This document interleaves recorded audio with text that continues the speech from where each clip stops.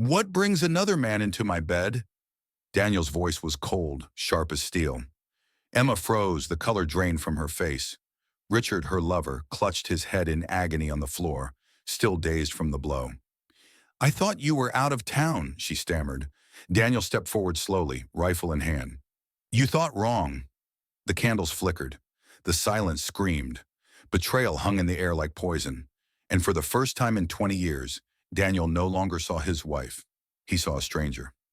Before we dive into this gripping story, don't forget to subscribe to the channel so you won't miss more stories like this. Nothing pierced the heart quite like witnessing her prepare for the evening ahead. She donned delicate lingerie and elegant stockings, meticulously enhancing her features with makeup and artfully arranging her hair.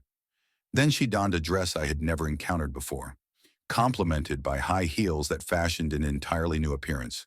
A surge of betrayal, jealousy, and anger washed over me. She had no intention of dressing up for my sake. She undertook this task for Richard Hale, her superior. As I devoted myself to crafting a life of comfort and warmth for her and our family, she was busy enchanting another man. It was utterly perplexing. Our union had been steadfast. Emma embodied love and attentiveness, always providing me with unwavering assurance. After 2 decades of companionship, I could never have foreseen her betrayal. However, everything shifted a month prior during the company dinner. Richard, the managing partner of her law firm, found himself increasingly captivated by Emma. As he flashed that smirk my way after twirling her around the dance floor, an unsettling feeling stirred deep within me, whispering that all was not as it seemed. The following day, I raised the topic. Emma swiftly came to his defense, as if I were the one overreacting. That response only intensified my doubts. In an instant, the late meetings and skipped lunches began to reveal themselves as glaring warning signs. As my thoughts lingered on the matter, a growing tide of anger surged within me. Emma served as Richard's personal assistant. He exuded wealth and flamboyance, an arrogant figure who paraded his success through a collection of sports cars, exquisite designer watches, and a trophy wife who was half his age.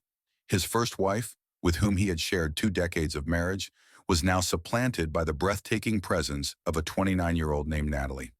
Richard had consistently unsettled me. He reveled in diminishing those around him. Yet the memory of that night when he ridiculed my career before my wife and colleagues lingered in my mind. So Daniel, how's the journey treating you in the world of nuts and bolts?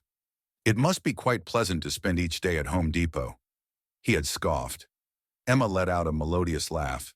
That struck a profound chord. Though my profession lacked the allure of glamour, it afforded me an annual income exceeding $300,000. I ensured a fulfilling life for my family and covered the expenses of our daughter's college education. Yet in Richard's realm, that simply fell short. I turned on my heel, seething with anger. Emma trailed behind, inquiring about the source of the distress. Upon sharing my thoughts with her, she dismissed them with a wave of her hand. Oh, darling, he's merely jesting. He delights in the joy of amusement. Try not to dwell on it too much. Return to me. He is a genuinely decent person. I remained, despite the whispers of caution echoing in my mind. In retrospect, I realize I ought to have been more attentive. Signs were present. Richard possessed it all: wealth, strength, a youthful bride. Yet men of his kind perpetually yearned for something greater. It struck me that Emma was likely the next target on his agenda. I refused to remain idle and ponder. In the span of a week, I set a plan in motion. I placed an order for 6 audio recorders and 5 high-resolution video cameras.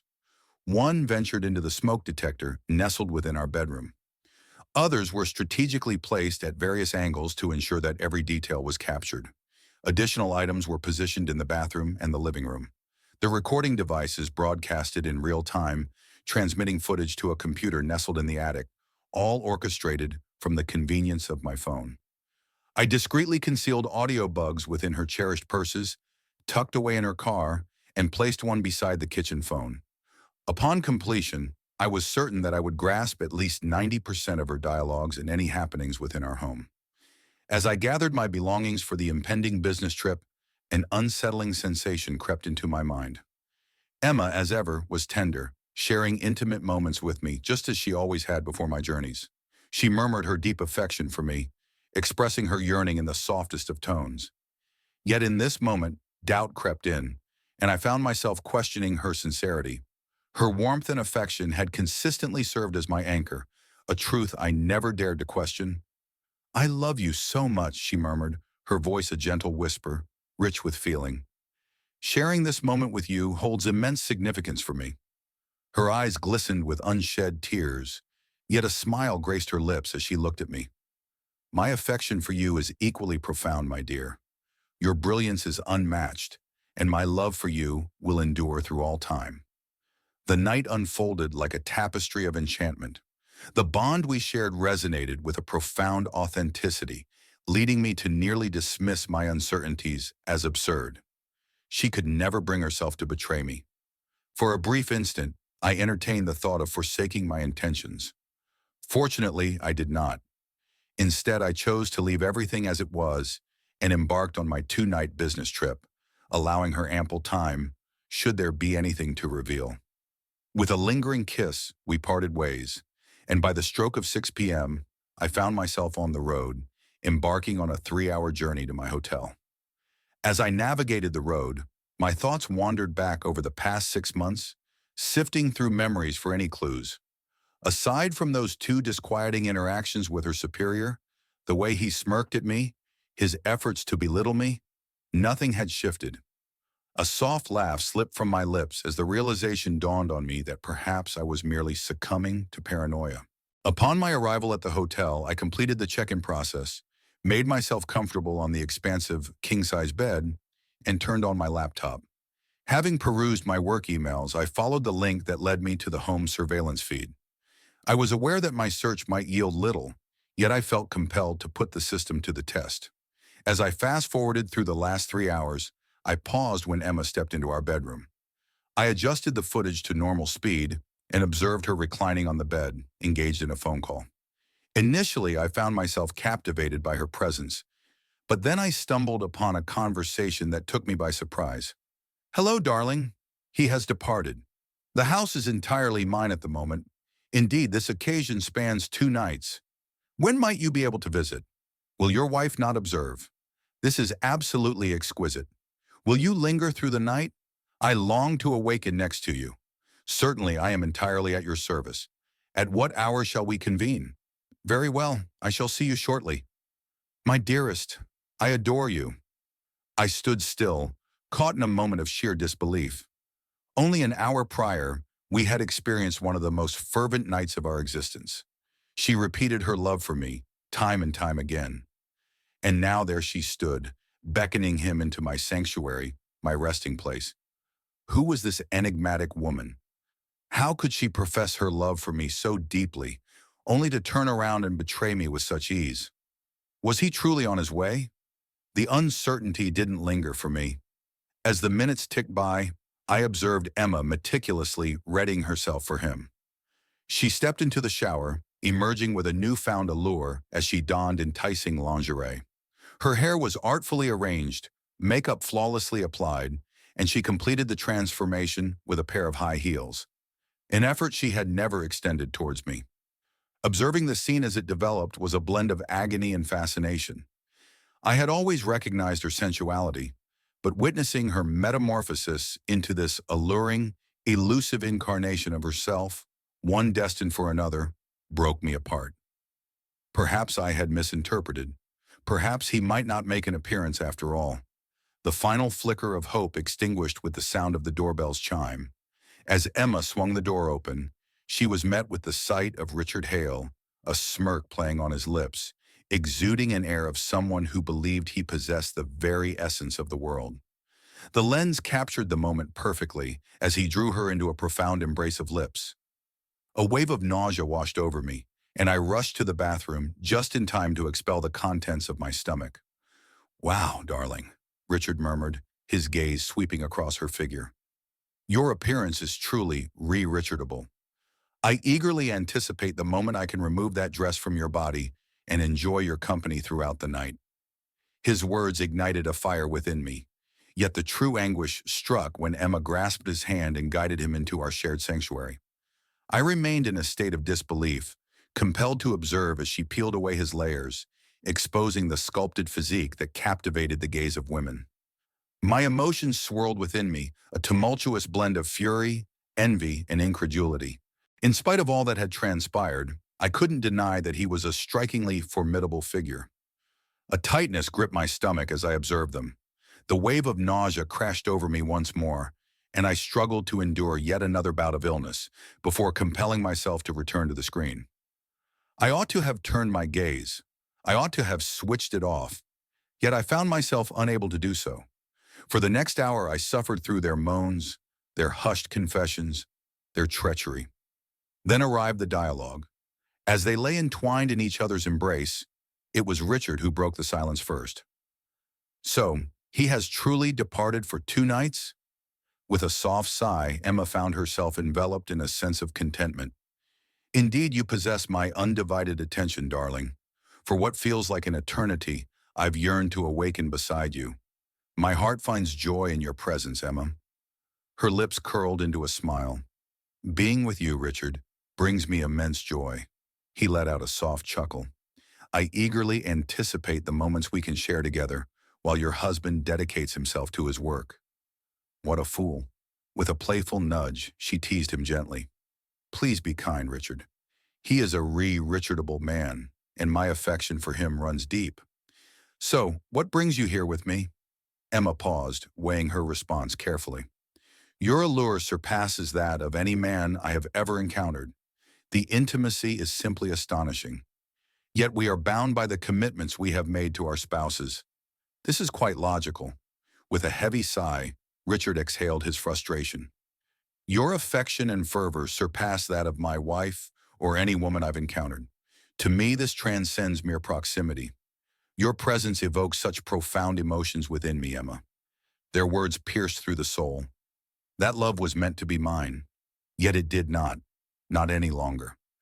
As I remained captivated by the scene, they shared a kiss, exchanged soft whispers, and embraced one another tenderly. Then Richard posed the question that determined my destiny. "Does he fulfill you in the way I can?" Emma paused for a moment, then confessed, "He is an exceptional lover, yet not in the same way as you. Your actions evoke feelings within me that defy explanation. The ultimate strike." I found myself seated, fixated on the screen, engulfed in a tempest of heartbreak and fury. I grasped the laptop and forcefully closed it, the sound echoing in the silence. I found myself unable to bear the sound any longer. Time slipped away as I lay in bed, restless and awake, engulfed by a tumult of anger, sorrow, and the piercing ache of betrayal. It was evident this would not conclude without anguish, and I would ensure that I was not the sole bearer of the burden. Upon my return home, all appeared to be as it should: affection, comfort, and a sense of belonging, as if the world had remained untouched by time. Emma embraced me wholeheartedly, enveloping me in a cascade of kisses and warmth. She performed just as she always did, as though no shadowy truth lay hidden beneath the facade. Yet for me, everything had transformed. What I experienced was not love, but rather a profound sense of disgust. Her touch sent shivers down my spine, and I flinched inwardly at the press of her lips. Yet I fulfilled my part flawlessly, pretending as if all was well. I meticulously compiled every fragment of footage and audio I had amassed, ensuring multiple backups in the cloud, and secured everything within encrypted files on my computer. During the following fortnight, I took care to ensure that Emma remained engaged. I claimed her time entirely, leaving no opportunity for her to slip away for clandestine meetings or hidden trysts. I orchestrated our timetable with such precision that she scarcely had a moment to inhale, much less entertain the thought of infidelity. In time, her frustration became unmistakable. One morning, I overheard her conversation as she drove to work. "When will he be leaving town again?" "I'm not sure, but I'll discover the answer," she responded. "It must happen soon, my dear." That was precisely what I required to know. It validated all that had been suspected. I resolved to orchestrate another excursion, a brief one, merely to ascertain whether he would fall for the lure. All the pieces were aligning perfectly. That same evening, as we reclined on the couch engrossed in a film, Emma nonchalantly inquired, "Baby, when's your next work trip?" I could feel the heat rising within me, yet I managed to maintain a smile and replied with a teasing tone, "Oh, are you trying to get rid of me? Do you perhaps have a clandestine admirer who pays a visit in my absence?" She remained unyielding, her composure unwavering. "Do not be absurd. Your presence at home brings me so much joy. I sincerely wish that you won't have to depart once more in the near future. Apologies, my dear, but my professional commitments still necessitate travel. Yeah, I find myself scheduled for an overnight meeting next Tuesday. I shall return at some point on Wednesday." With a soft sigh, she feigned disappointment. "Your absence fills me with a profound sense of longing. Your absence during your travels leaves a void that I deeply feel." She then nestled into my lap, encircling me with her arms, and pressed her lips against mine with a fervent intensity. She infused that kiss with love, the identical affection she bestowed upon a different man. I fought against the urge to distance myself from her. Instead, I engaged in the charade, fully aware that my scheme was on the brink of unfolding. Tuesday dawned. I gathered my belongings, pressed my lips to Emma's in farewell, and we embraced one last evening together, the final moment of our intimacy. She kissed me as she always did, yet this time I couldn't help but ponder if she perceived the sorrow reflected in my gaze. In a brief instant, her demeanor changed, yet the thoughts swirling within her remained unspoken. Rather than departing the town, I made my way to the office and secured my vehicle in its designated spot. My late hours were a familiar sight, so my return to the desk went unnoticed by anyone. At precisely 7:30 p.m., my surveillance camera signaled an alert. Richard had made his entrance. He sauntered into my home with an air of ownership, enveloping my wife in his embrace and kissing her with a familiarity that felt like it should have been mine alone. The stage is set.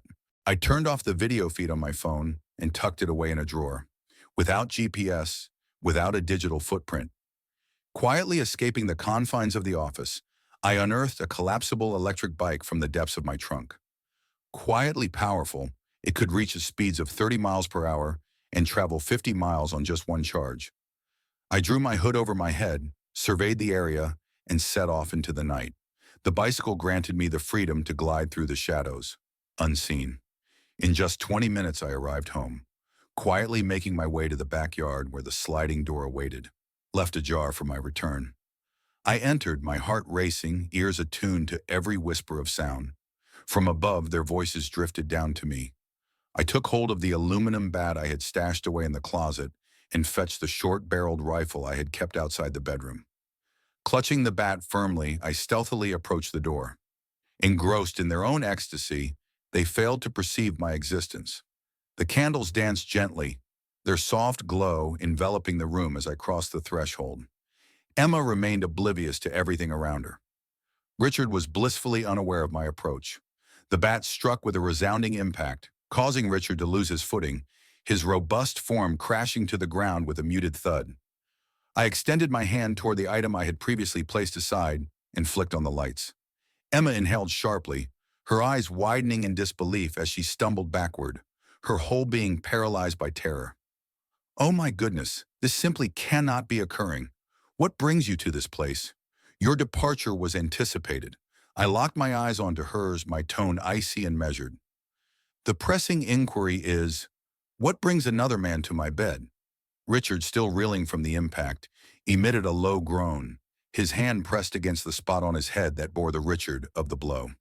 With deliberate slowness, he leaned against the wall, his expression shifting from bewilderment to a rising tide of panic as the gravity of his predicament dawned on him. "Jesus, that stings," he murmured. "What on earth is the matter with you? Is that really a question you need to pose?" I lost my composure. "You dare to invade my home, share my bed with my wife, and think I would simply overlook such a betrayal?" He took a deep breath, his eyes darting anxiously toward the implement. "What will your next move be?" A sly smile crept across my face. "Oh, what troubles you, my formidable friend? Are you feeling a bit frightened?" Emma remained in a state of disbelief, her complexion drained of color. Richard, however, was now acutely aware, his muscles coiled as he evaluated the circumstances. I possess all knowledge, I went on. Each clandestine phone call, every covert meeting, every vile betrayal. And now you shall bear the cost of it. Richard felt his breath quicken. Hear me out. If you make a foolish choice, you could end up behind bars. A soft chuckle escaped my lips. Oh, I have no intention of venturing forth by myself. If I fall, we all fall. What do you think of that? There was a certain satisfaction in the fear that flickered in his eyes. Emma wept bitterly. I kindly ask you to refrain from this action. Why not? I retorted. You likely didn't consider the repercussions of your clandestine actions, did you? I had no intention of liquidating them, yet such knowledge was unnecessary for them. Observing their discomfort, witnessing the beads of perspiration form as they grappled with the consequences of their decisions, filled me with a perverse delight. After weeks of uncertainty, a sense of control finally washed over me. Emma wept softly, nestled within the folds of the sheets, her body instinctively seeking refuge as she attempted to shield herself from the world. Please, don't act impulsively, she implored. My affection for you is unwavering. I promise it is true. Kindly set that aside and let us engage in conversation. With a sly grin, I aimed the rifle toward her. Preserve it. This is precisely what you desired. Thrills beyond the confines of our union. Whatever unfolds this evening rests solely upon your shoulders. They both understood the gravity of their situation. The fury was unmistakable in my gaze, and their sole escape hinged on maintaining my tranquility. Unbeknownst to them, I had never intended to extinguish a life. The rifle was meticulously loaded with bespoke ammunition, comprising 25% salt and 75% capsicum oleoresin. This formulation mirrors the very substance utilized in pepper spray. Though not fatal, it promised to impart a painful lesson, particularly if directed with precision to the correct target. My intention was never to find myself behind bars. Rather, it was to make certain that this night would linger in their memories forever. Richard, his senses sharpened by the blow to his head, resolved to retaliate. Anticipation hung in the air as I awaited its arrival. In that fleeting moment when he lunged, exposing his vulnerability, I took my shot. The explosion resonated with a thunderous roar, yet his cries pierced through the chaos with an intensity unmatched. He fell to the ground, twisting in agony, his hands tearing at his own face as he struggled to draw in air. The searing sensation engulfed him, and the agony was beyond anything he had ever known. Moments later, as he sat curled up, moaning in pain, I approached and delivered a swift kick to his leg to draw his focus. With a deliberate shift of my focus to Emma, I began to articulate the guidelines. Pay attention, you two. This is how it operates.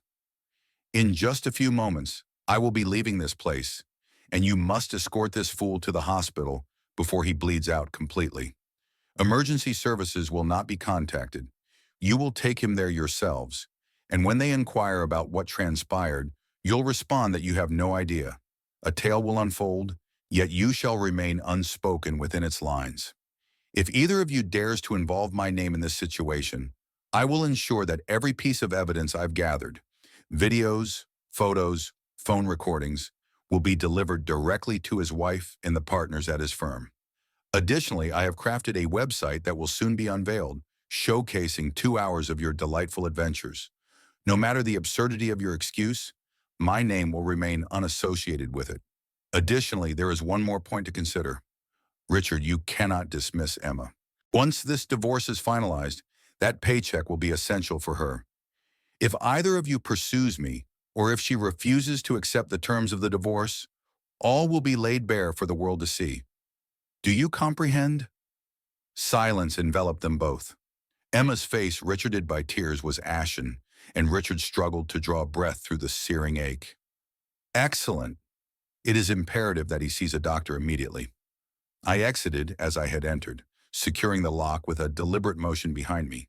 With the rifle and bat tucked away in a bag that hung from my shoulder, I slipped quietly into the embrace of the night.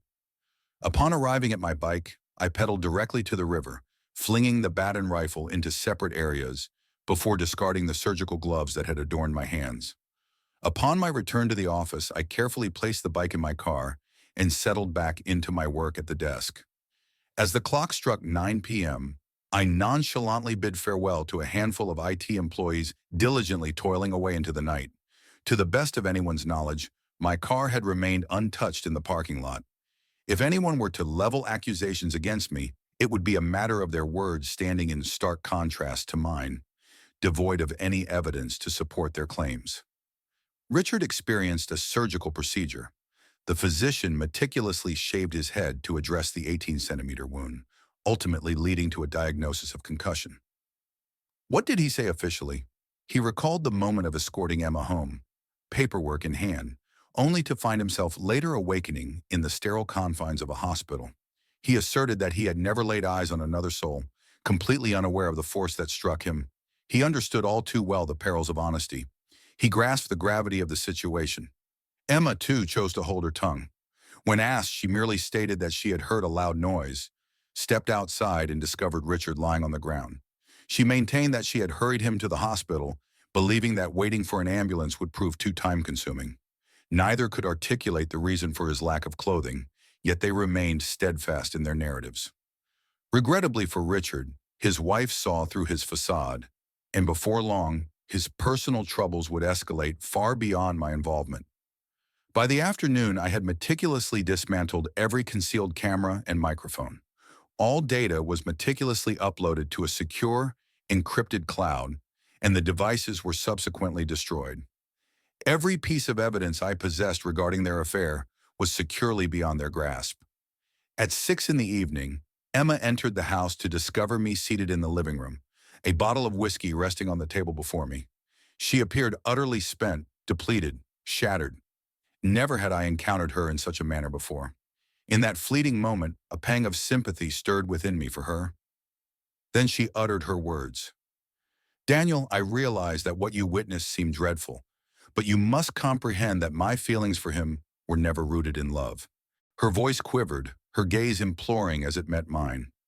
"I understand how it appeared, and I recognize that my words may have caused you pain, yet you are aware of my nature. Following our closeness, I yearn for a deeper bond. The words I spoke, those sentiments, they were not genuine. I intended them solely for you." Emotion surged within her, causing tears to brim in her eyes as she pressed on. "In your absence, solitude became a heavy burden I could scarcely bear." Richard existed in that moment, a mere presence in the unfolding narrative. He provided me with companionship. Indeed, the situation escalated to a physical level, yet it was never rooted in love. It was merely an intimacy. "Daniel, I implore you to trust me." I remained motionless, disbelief washing over me as the words flowed from her mouth. My thoughts surged, grappling with the challenge of understanding how she could rationalize her actions. "Emma," I said, my tone steady yet incisive, "I have absorbed all your words. Though you assert that those declarations of affection were intended for me, I am aware of the reality. They were intended for him. The end has come. 2 decades of union shattered due to your decisions, due to him. We shall both bear the weight of the choices you made. Congratulations, you've bestowed upon me a pain that will linger in my memory forever." My words oozed with irony. Her cheeks glistened with the flow of tears. "What shall we do next?" she murmured softly. I acted without a moment's pause. There exists no longer a sense of us. Our journey together has come to an end. I will never grasp the reasons behind your actions, and that is a burden I must carry for all time. While forgiveness may elude me, my promise remains steadfast. I shall keep your secret safe. Lily and your parents will remain oblivious to the essence of your true self. You may choose how to articulate the divorce, but I implore you, do not cast me as the antagonist. If you make an attempt, I assure you that I will ensure everyone discovers precisely what sort of individual you truly are. I am preparing to list the house for sale. You must seek alternative accommodations, as it is you who has brought about this turmoil. You shall be the one to depart. I am not inquiring, I assure you. Please inform me of the appropriate address for sending the divorce papers. Affix your signature without resistance, or both you and your boyfriend may find yourselves regretting the decision." She concealed her visage within her palms, weeping softly. "He does not hold the title of my boyfriend. I do not harbor feelings of love for him. Is there truly no way to remedy this situation? I acknowledge my mistakes. I understand the pain I've caused, yet my existence feels incomplete without you. I am willing to go to great lengths to set this straight. Please stay with me." I gently shook my head. "Emma, had this been merely physical, perhaps we could have considered therapy or taken some time apart. Yet it was more than that. You bestowed upon him a gift that was intended solely for my possession. Your words stripped our love of its significance. Those words brought about our demise. They extinguished every emotion I ever held for you. Negative. Forgiveness is a distant shore I shall never reach. I will forever remain tethered to this moment. Once this divorce is finalized, you will be a part of my past, never to return." For hours she pleaded, yet by dawn she had vanished. She took up residence with her parents during the process of selling the house. During that week, the police interrogated me, seeking to link me to the incident involving Richard. I engaged the services of a lawyer, and together we brought their operations to a halt. My attorney informed them, unless there is evidence, my client has no further comments to make. Without any evidence, no charges to speak of, and my unshakable alibi, they were left with no option but to drop the matter. The official report described it as a burglary that took a turn for the worse. Emma and her family reached out repeatedly, imploring me to rethink my decision. They spoke of her affection for you, a sentiment that lingered in the air. She expresses her regret. Kindly engage in conversation with her. Consider seeking counseling. Seek a solution to mend the situation. Every call went unanswered. As they arrived at my doorstep, I chose to remain silent, not responding to their presence. In the end, I decided to change my number. From that moment forth, I ceased all communication with them. Indeed, the weight of the loss was overwhelming. Each day spent away from her felt like an unbearable torment. Yet the recollection of her actions, of how she bestowed her affection upon another man, was a burden I could never shake off. Emma's world shattered. At 41, she found herself in solitude, residing in a modest one-bedroom apartment, eking out an existence on her salary. The ease of her former existence had vanished.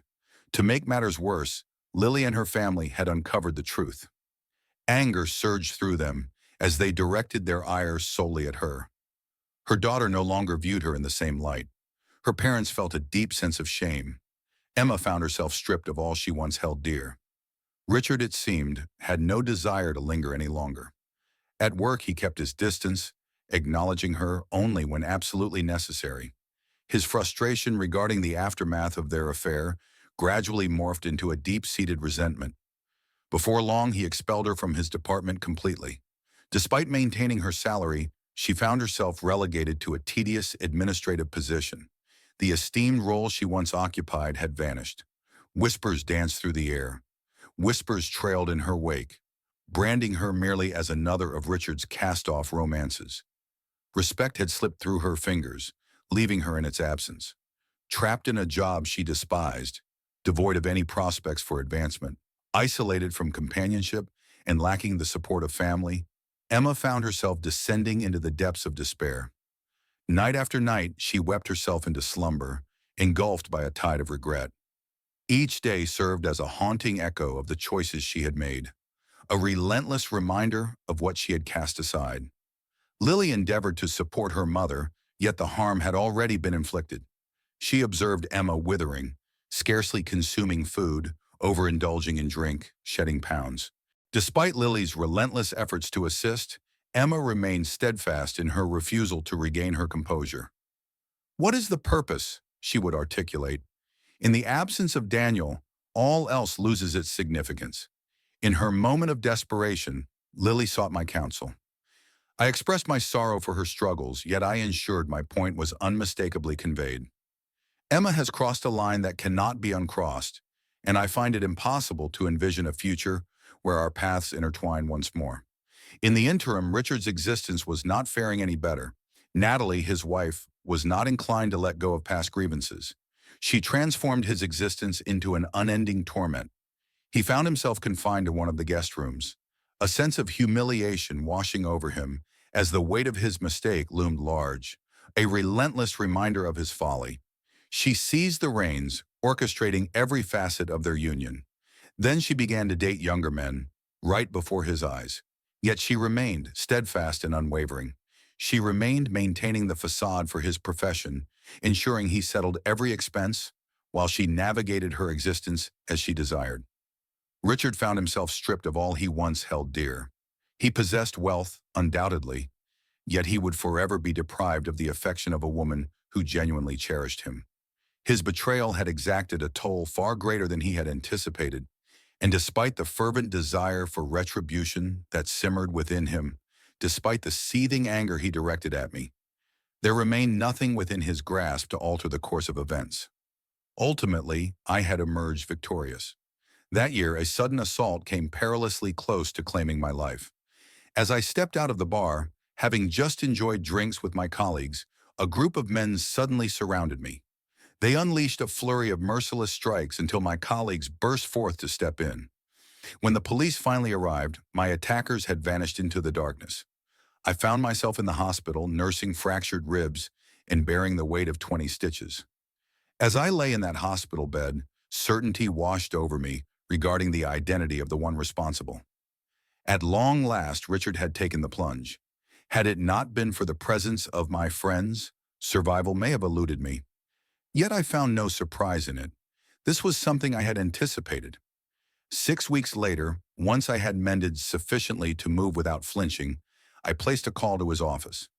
"Mr. Hale, if you please," I addressed the receptionist. "He is currently in a meeting. May I take a message?" "Certainly. Please inform him to meet me at the French Deli across the street at 1 p.m. this Friday. I regret to inform you, sir, that I do not handle the scheduling of appointments for Mr. Hale. Please note this: Friday, 1 o'clock, French Deli, solo. Convey to him that Daniel mentioned it. He will understand the implication." I found myself at a corner table, my gaze directed toward the entrance. As he entered, a shadow crossed his face upon seeing me. He paused for a moment, then made his way over. "Sit," I instructed. He yanked the chair back and shot me a fierce look. "What do you want?" Dismissing his aggression, I leaned in closer. "I'm glad you made it. Your team put in a commendable effort, but alas, they fell short of completion. I had cautioned you against seeking revenge, yet here we find ourselves. Now, due to your inability to move on, I must take decisive measures." I gently pushed a folded piece of paper across the table. It contained a link to a small website I created. I advise against any attempts to remove it. It resides beyond the shores, accompanied by 3 backup servers hidden in the secretive locales. Erasure is an impossibility. Richard unfolded the paper, his brow furrowing in discontent. "Take a look when you return to the office," I continued. "You'll discover 2 hours of top-notch footage featuring you. But rest assured, I made sure to blur Emma's face. She has already endured too much because of you. This is a matter of your transgressions, not hers." His hands balled into fists. "You've already shattered my existence," he snapped, his voice laced with anguish. "I will never be whole again. Just put an end to this before you drive me over the edge." "That is the reason for our meeting, Mr. Hale," I stated with a steady voice. "To bring this to a close. You have taken the most significant person from my life. You dismantled a 2-decade union, and even as I turned my back, you pursued me relentlessly. Now the tables have turned." His shoulders tightened. "What do you desire?" 2 demands unwavering. First, cease all acts of vengeance against me, my family, and Emma. Enough with the games, the attacks, and the interference. Secondly, you will transfer $1 million into this account by Friday at 9 p.m. Think of it as compensation for the lawsuit I could pursue against you. This amount is merely a fraction of what I could claim in court, and we are both aware of it. Consider it a talent." He breathed out with a sudden intensity. "And if I consent, how can I be certain you won't share the footage regardless?" I locked eyes with him. "You can't. You'll need to place your trust in me. However, allow me to assure you of one thing. Should you choose not to pay, that site will indeed go live. By Saturday morning, your firm, your spouse, your children, And every client you've ever had will find themselves with access to your private home movie. You shattered my joy, Richard. Should you decline, I will ensure your existence is filled with torment for all your days. The agreement was sealed, the funds exchanged, the property relinquished, and the possessions allocated. Emma possessed just enough to ensure a comfortable existence, provided she continued to work or discovered a new companion. She maintained her job, a stipulation of my agreement with Richard, yet he never regarded her in the same light again. Her life remained irrevocably altered. Emma chose not to remarry. Her forays into dating were few and far between. Regret lingered around her, an ever-present shadow. She had lost the man she once envisioned as her eternal companion, and the burden of that truth lingered relentlessly. As the years unfolded, despair enveloped her. She retreated into herself, becoming a mere shadow of the vibrant woman she once was. As she approached the age of 50, her health began to decline. The lively, self-assured individual I had once cherished had vanished. On the day of her passing, it was only Lily who remained to scatter her ashes. In my own journey, I toiled for several more years before finding solace in a tranquil town by the sea.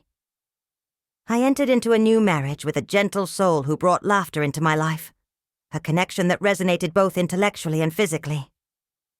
She treated me with kindness, yet the elusive spark of that once-in-a-lifetime love remained just out of reach.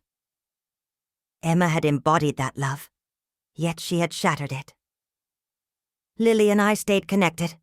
She was the sole thread to my past that I clung to.